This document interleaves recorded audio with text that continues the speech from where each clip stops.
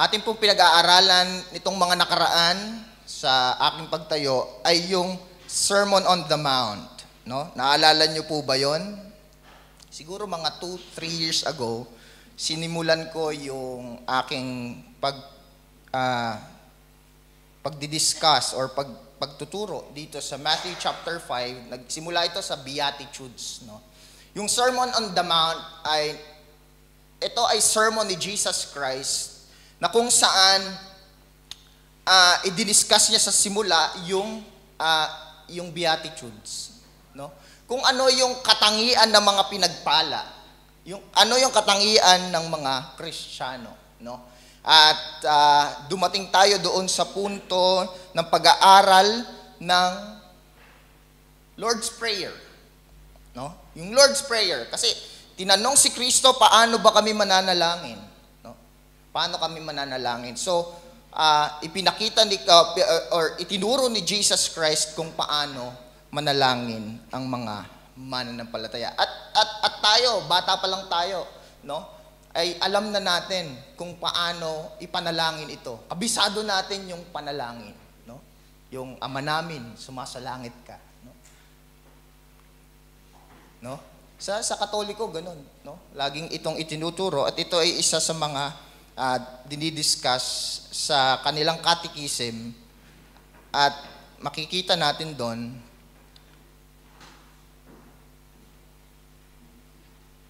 yung katuruan ni Jesus Christ patungkol sa panalangin. At ang sinasabi doon, Our Father in heaven, hallowed be thy name. Thy kingdom come, thy will be done on earth as it is in heaven. Give us this day our daily bread and forgive us our debts, as we also have forgiven our debtors. And lead us not into temptation, but deliver us from evil. For if you forgive others their trespasses, your heavenly Father will also forgive you. But if you do not forgive others their trespasses, neither will your Father forgive your trespasses. No? So, nung nakaraan ako'y tumayo dito, ang aking iniaral sa inyo ay yung give us this day our daily bread. At kung paanong ipinagkakaloob sa atin ng Diyos yung ating mga pangangailangan sa araw-araw. No? Naalala niyo pa po yun? Kung hindi na po, ay mapapakinggan niyo po yun sa ating Spotify. No? At ngayon naman ay ang ating topic ay patungkol sa forgiveness. So, nung idiniscuss ni Jesus Christ na ganito kayo dapat manalangin, ay isinama niya doon yung paghingi ng tawad sa ating mga kasalanan. So doon sa panalangin na yon, ipinakita ni Kristo kung gaano kahalaga yung dealing natin bilang mga tao sa kasalanan. Kasi big deal yung pagtingin ng Diyos doon sa ating mga kasalanan. No? Nandito tayo sa mundong ito na very corrupt dahil sa kasalanan. No? Ano yung epekto ng kasalanan sa atin, mga kapatid? Meron ba ditong hindi nagkakasakit? Lahat tayo nagkakasakit. Epekto ito nung ating kasalanan. Epekto ito nung kasalanan ni Adan at ni Eva. Meron ba sa atin na hindi pa nakakaranas ng pighati? Lahat tayo nakakaranas ng pighati. At lahat ng mga pagsubok na dinadaanan natin at lahat pa ng dadaanan nating pagsubok, ang lahat ng ito ay dahil sa katotohanan na dahil nagkasala si Eva at si Adan, ay nagsimula yung corruption sa mundo. Kaya tayo tumatanda. Kaya darating yung panahon tayo mamamatay dahil sa kasalanan. Sabi sa Biblia, nung nagkasala si Eva at si Adan, ay pumasok yung kamatayan sa mundo. Pumasok yung kamatayan sa mundo. So dahil dito, malaki yung dinidil ng Diyos pagdating sa kasalanan. At gaano kalaki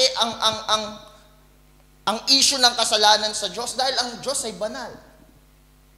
At tayo ay makasalanan. At paano maire-reconcile itong dalawang ito? Sa pamamagitan ni Kristo,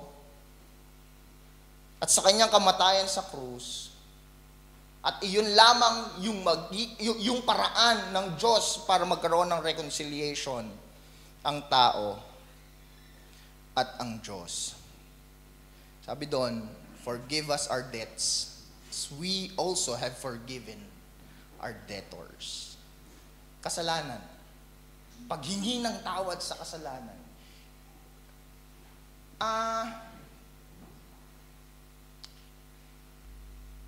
Tayo bilang mga tao, isa sa pinakamahirap gawin ay yung humingi ng tawad. Bilang tao. Kung hindi po kayo naniniwala dito, ay mag-asawa kayo. Para maunawaan nyo yung mag-asawa kayo. At may experience nyo kung gaano kahirap yung paghingi ng tawad. No, kasi syempre ikaw, feeling mo, tama ka din eh.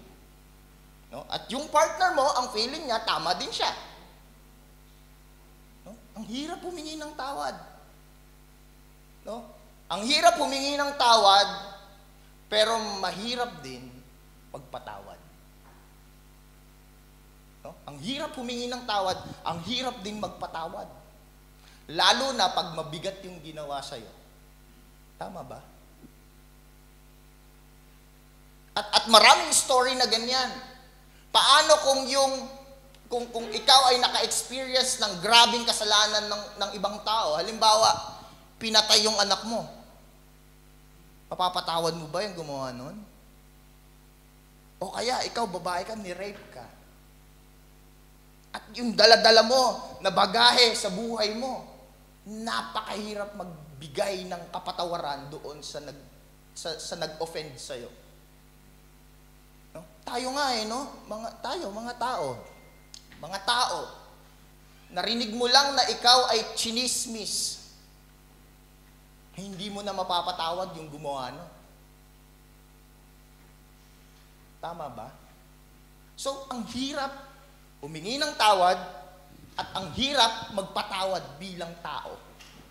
No? Pero ang tinuturo ni Jesus Christ dito, sinasabi niya doon, forgive. Magpatawad ka. Sabi doon, and forgive us our debts as we also have forgiven our debtors.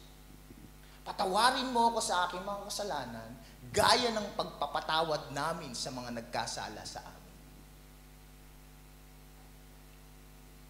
So,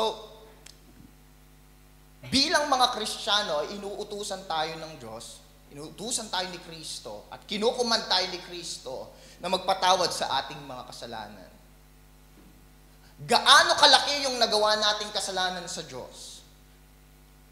Alam nyo, ang bawat isa sa atin hanggang sa ngayon, kung kahit tayo mananampalataya na, hanggang sa ngayon ay nagko-contribute tayo sa corruption ng mundo dahil sa ating mga kasalanan. Nagko-contribute tayo doon sa furthering the decay of this world dahil doon sa ating mga kasalanan. Nagko-contribute tayo doon sa corruption ng mundo, doon sa pagkabulok ng mundo dahil sa ating mga kasalanan. Nagsimulang maging corrupt yung mundo nung unang nagkasala si Eva at si Adan, at yung mga tao na sumunod kay Adan ay nagpatuloy sila sa kanilang mga kasalanan. Dahil nung tayo ipinanganak sa mundong ito, by nature, tayo'y makasalanan. Anong ibig sabihin nun? Hindi tayo tinatawag na makasalanan dahil nagkasala tayo. Tinatawag tayong makasalanan at kaya tayo nagkakasala dahil tayo makasalanan. Ulitin ko yon, no? Medyo nakakalito, no? Ulit. Sabi doon, hindi tayo tinatawag na makasalanan dahil tayo nakagawa ng kasalanan. Ano? Hindi 'yon. Ang katotohanan, kaya tayo gumagawa ng kasalanan kasi nature natin magkasala. Nature natin 'yon. Ayun yung natural sa atin na magkasala, no? Ang sasabihin ng maraming tao, hindi, ang tao naturally is good. Ayun yung sasabihin ng maraming philosophers at maraming mga hindi nag-hold sa katotohanan na tayo makasalanan. No? Sasabihin nila, hindi, ang tao, generally at inherently, tayo'y mabuti. Pero ang totoo, sinasabi ng Biblia, tayo bilang mga tao, naturally, tayo ay makasalanan. Tayo'y gumagawa ng kasalanan. Paano natin anong example nitong kataga na tayo ay makasalanan? Alam niyo po mga kapatid, yung mga bata,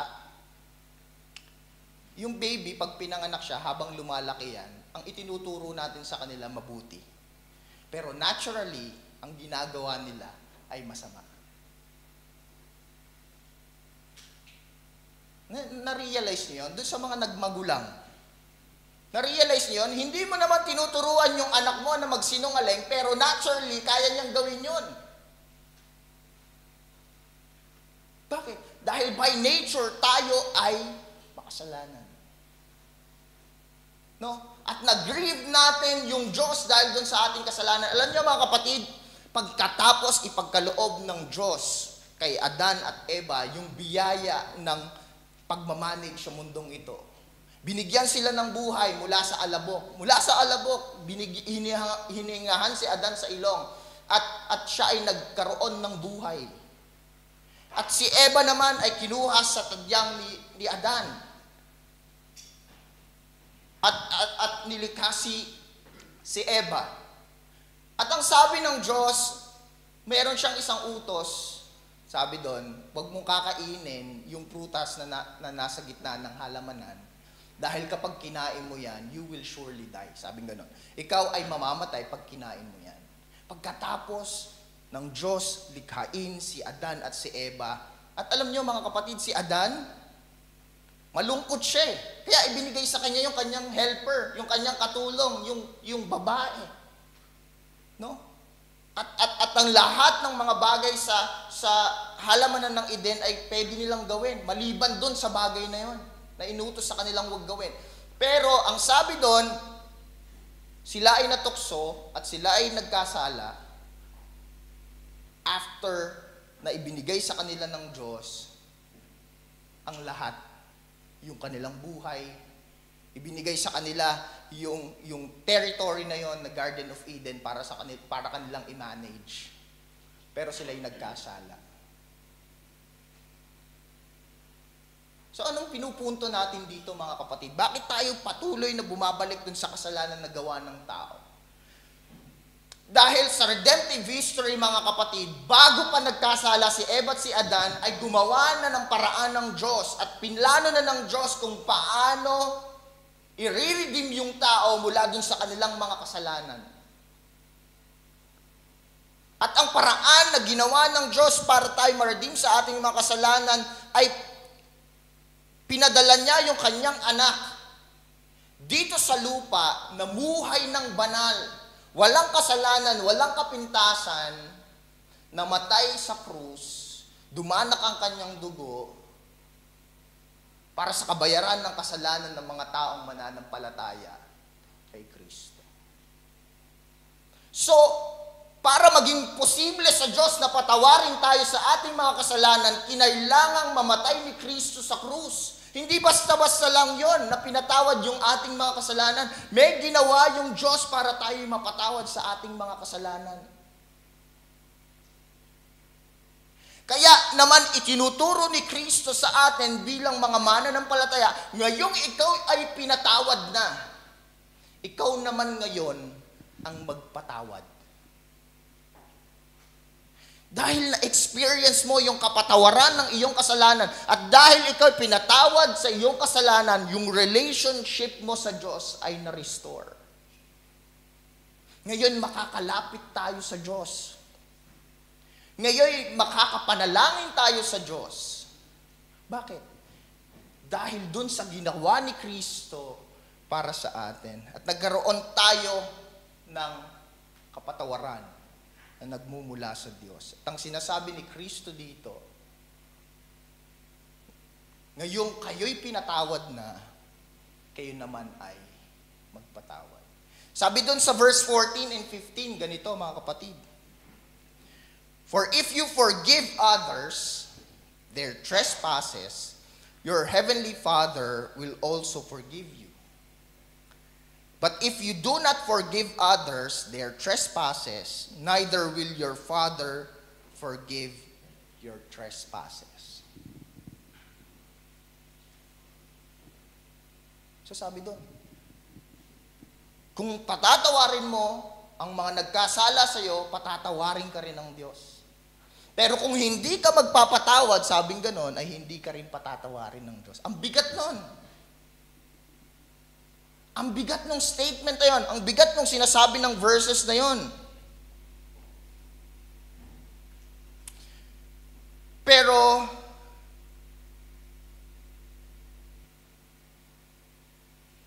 kailangan nating maunawaan yung ibig sabihin nitong bagay na ito. No? Kailangan nating maunawaan. Kasi kapag binasa natin yan ng literal, ang iisipin kagad natin ay ganito. Ibig sabihin yung kapatawaran na igagawad sa akin ng Diyos, yung kapatawaran na kanyang igagawad sa akin ay nakabase dun sa aking gagawin. Naunawaan yun? Yun yung magiging ibig sabihin nito kapag literal natin itong tinignan. Na papatawarin lang ako ng Diyos kapag ginawa ko itong mga requirements na ito. Pero alam niyo mga kapatid, nung tayo nanampalataya kay Kristo, pinatawad tayo sa ating mga kasalanan.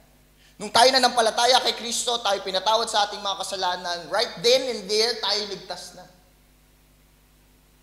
Tayo ligtas na. Pero sa ating pagiging banal, inari tayong banal ng Diyos dahil sa ginawa ni Kristo sa krus at sa kabila ng ating pagiging banal sa paningin ng Diyos, sa araw-araw ng ating pamumuhay, tayo nagkakasala pa rin. Oh? Sino ditong hindi nagkakasala? Wala. Kahit tayo Kristiyano na, tayo nagkakasala pa rin. Naaalala nyo nung time na si Jesus Christ ay naghugas ng paa ng mga alagad? No? Hinugasan niyo yung paa ng mga alagad. Anong sabi doon sa scenario na yon? So, hinugasan ni Jesus Christ yung paa ng mga alagad. Tapos si Pedro, syempre, bida talaga siya eh. No? Nung siya na yung hugasan, sabi niya, hindi pwedeng ako yung hugasan mo. Kailangan ako gagawa niyan. Sabi ni Jesus Christ, kailangan itong mapangyari, itong bagay na ito. At ito yung, kailangan itong mapangyari, itong bagay na ito. At sabi ni Peter, kung ganun lang din, sabing ganun, buong katawan mo na yung, buong katawan ko, yun na yung, parang paliguan mo na ako, huwag yung paalang. Ang sabi ni Jesus Christ, ang taong malinis na, no, ay malinis na. Ang kailangan na lang linisin ay yung paa na madumi. No? Ayun yung konteksto nun. No?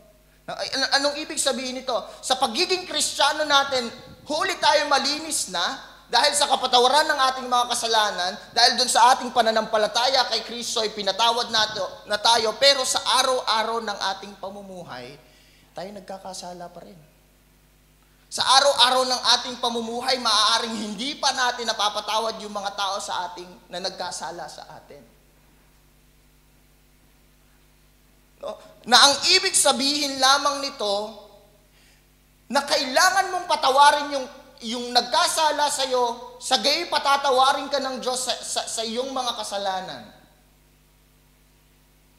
Alam niyo mga kapatid, no? Ganito. Kapag nagpatawad tayo sa ating, pag pinatawad natin yung nakasakit sa atin, pag pinatawad natin yung kasalanan ng mga tao sa paligid natin, na nakagawa ng mali sa atin, hindi naman yan para sa kanila eh. Hindi naman yan para sa kanila. Ang ibig sabihin ng forgiveness dito sa context na ito ay letting go. Letting go of the debt. Parang may utang sa'yo, hayaan mo na. Bakit? Para hindi ka na nasa ilalim nung bagay na yon. Na pinalalaya mo na yung sarili mo doon sa tanikala na nagtali sa'yo nung siya'y nagkasala sa'yo. Sa pamamagitan, kasi alam niyo mga kapatid, lagi tayong mariremind sa ating isipan, sa ating puso, na meron pa tayong mga tao na hindi pa natin napatatawad. At dahil dito, ito'y makakaapekto sa relationship natin sa Diyos. Yung relasyon natin sa Diyos, yun yung maaapektuhan. Ay yung sinasabi ni Haring David na restore the joy of my salvation. Yung joy ng iyong salvation ay wala doon. Bakit? Dahil hindi mo pa nasusunod, yung patawarin mo yung iyong kapatid na nagkasala sa iyo. Marirestore ito kapag nasunod mo na yon. Nagpatawad ka. At ngayon, anong mararanasan mo kapag ikaw'y nagpatawad? Kalayaan at kapayapaan. Dahil nagpatawad ka na eh. No? Pinatawad mo na yung nagkasala sa'yo. At sa iyong pagpapatawad sa nagkasala sa'yo, mai-experience mo yung intimacy ng relationship mo sa Diyos. At walang maghihinder doon sa iyong panalangin. No? Walang maghihinder doon sa relationship mo sa Diyos. Walang bagay at the back of your mind na magsasabi, ikaw pa pray ka pa eh, hindi mo pa pinapatawad yung kapatid mo.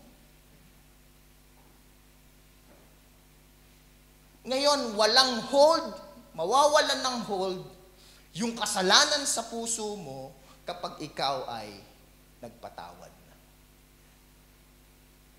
At mai-experience mo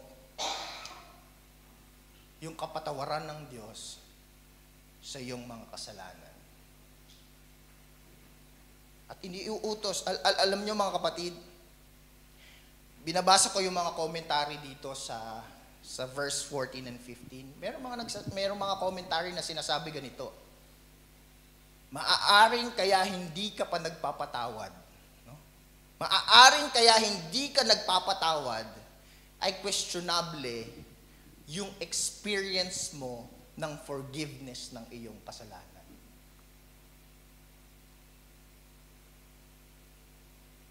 May mga nagsasabi, no, ng mga commentary. May mga nagsasabi na commentary, baka hindi ka pa Kristiyano talaga. Kasi hindi mo pa naranasan yung full extent ng forgiveness ng Diyos sa mga kasalanan mo. Kaya ngayon, hindi ka pa makapagpatawad. Kasi ang itinuturo ni Kristo dito, pinatawad ka na ng Diyos, ngayon ikaw naman ang magpatawad.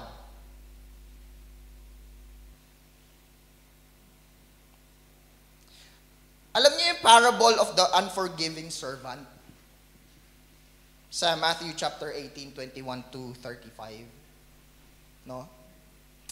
Sabi doon, magsimula tayo sa 23, sabi doon, therefore, the kingdom of heaven may be compared to a king who wished to settle accounts with his servants. Sabi doon, when he began to settle, one was brought to him who owed him 10,000 talents. And since he could not pay, his master ordered him to be sold, with his wife and children and all that he had, and payment to be made. So the servant fell on his knees, imploring him, have patience with me, and I will pay you everything. And out of pity for him, the master of the servant released him and forgave him the debt.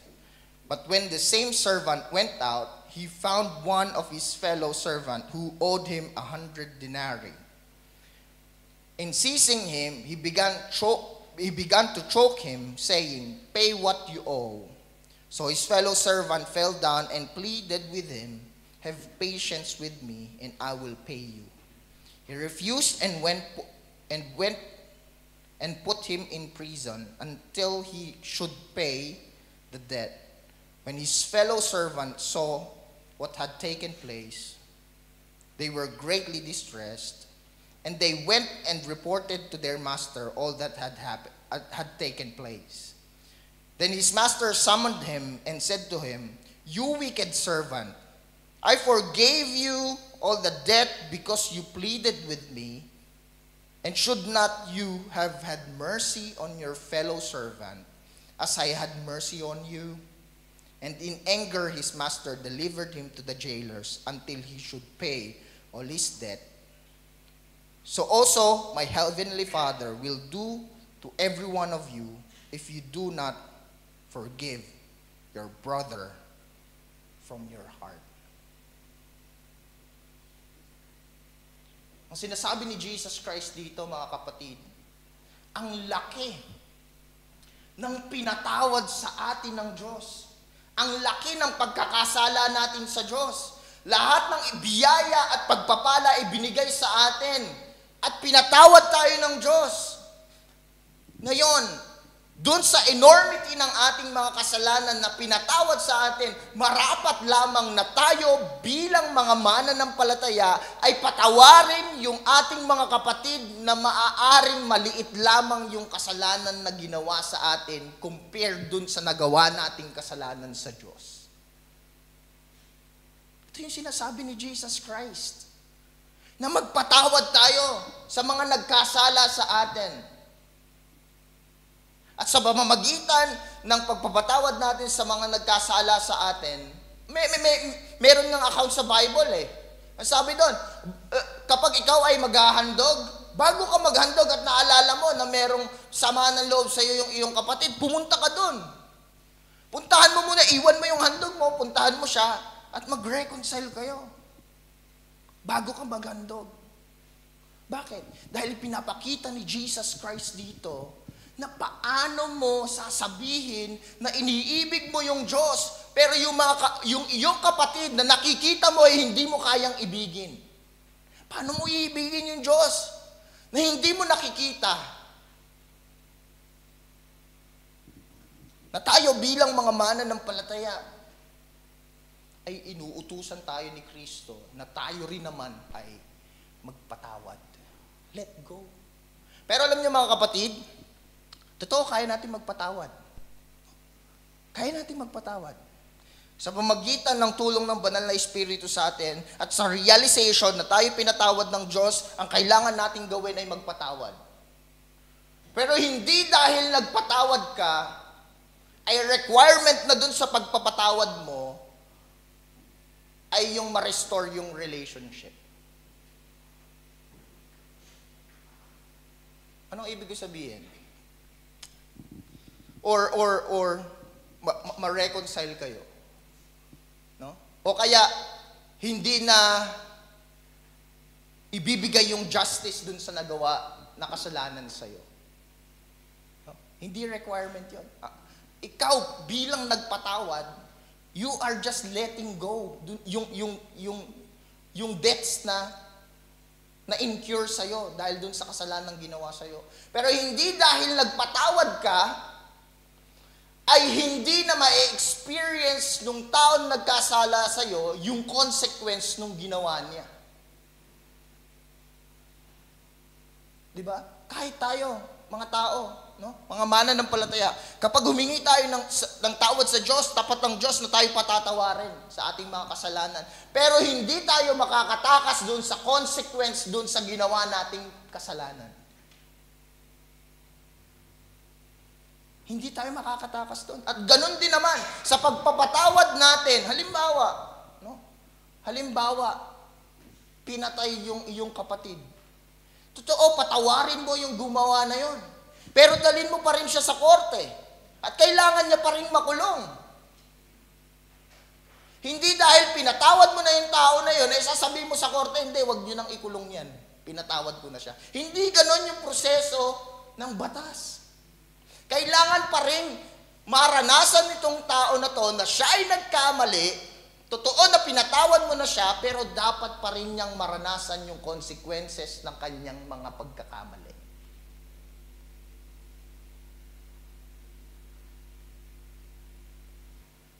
At ayun yung katotohanan. Patawarin natin ang ating mga kapatid. Pero alam niyo mga kapatid, maging si Apostol Pablo, sabi niya, kung mahahanap niyo sa inyong puso na ma-reconcile kayo, gawin ninyo. Dahil importante ang kapayapaan sa iglesia at sa relationship ng mga tao. Pero minsan hindi, may mga pagkakataon na hindi na ma-restore yung relationship eh. May mga ganon.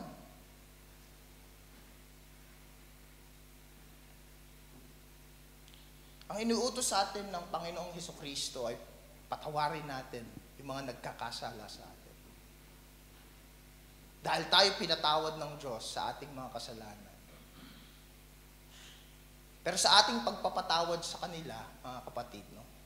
Kung totoo na sila'y nagkasala sa atin, subukan din naman natin na ma-reconcile yung relationship natin sa kanila.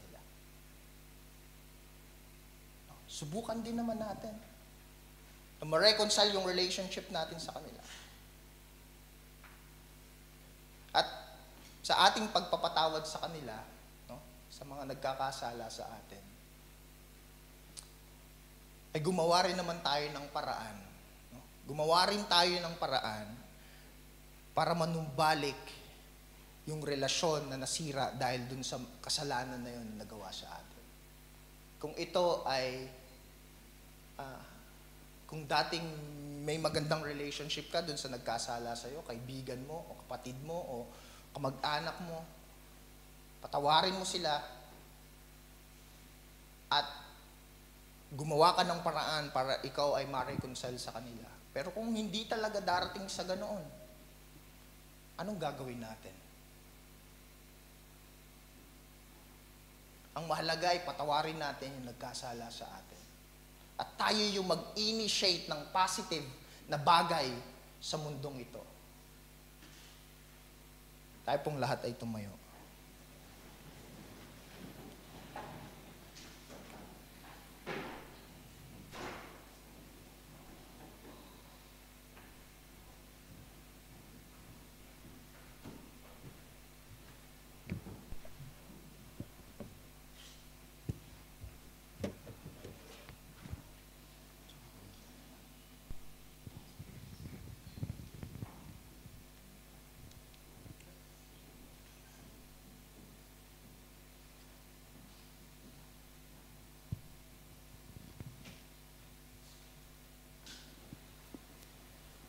Sabi sa Ephesians 4:32, ganito po ang ating mababasa.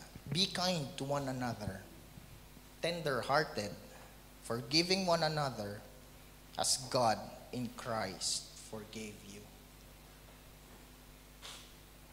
Be kind to one another, tender-hearted, forgiving one another, as God in Christ forgave you. Bilang mga mananampalataya, tayo'y pinatawad. At tayo rin naman ay magpatawad sa ating mga kapwa. Ang laki ng pagkakautang natin, ang laki ng pagkakasala natin, pero ang lahat ng ito'y pinatawad ng Diyos. At bilang mga mananampalataya, maging channel tayo ng mercy sa mga tao sa ating paligid.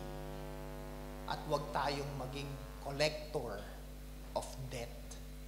Na yung mga tao na nagkasala sa atin ay hindi natin patatawarin. Tayo po'y manalangin. Panginoon, maraming salamat po sa pagkakataong ito na ibinigay niyo sa amin upang kami makapag-aral ng iyong mga salita. Maraming salamat, Panginoon, dahil sa mga salitang ito ay nangungusap sa amin kung paano kami mamuhay bilang mga mananampalataya. Panginoon, kung may mga panahon na nahihirapan kaming magpatawad o humingi ng tawad sa aming mga kapatid, tulungan niyo po kami at ipaalala niyo po sa amin, Panginoon, ang katotohanan na malaki ang aming pagkakasala sa iyo, pero kami iyong pinatawad. At mula dito sa katotohanan na kami pinatawad, kami rin naman bilang mga mananampalataya ay magpatawad sa mga tao na nagkasala sa amin. Ito po, Panginoon, ang aming panalangin sa pangalan ni Jesus.